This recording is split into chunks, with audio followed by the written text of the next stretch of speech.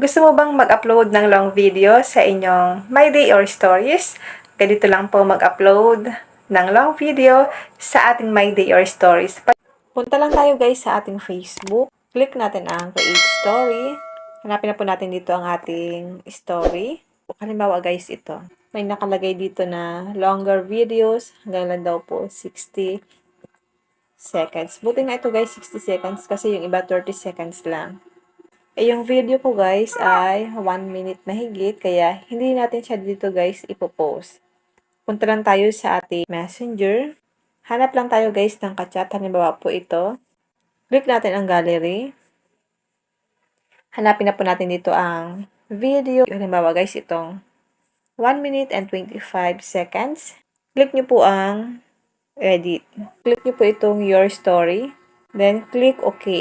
Check natin guys sa ating stories kung na-upload na. Ito na po siya guys. Na-upload na po ang ating stories. Nakaba siya guys. Ngayon, i-check natin sa ating Facebook account.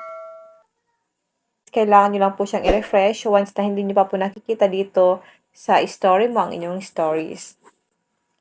Ito na po ang ating story na pinost kanina sa ating messenger.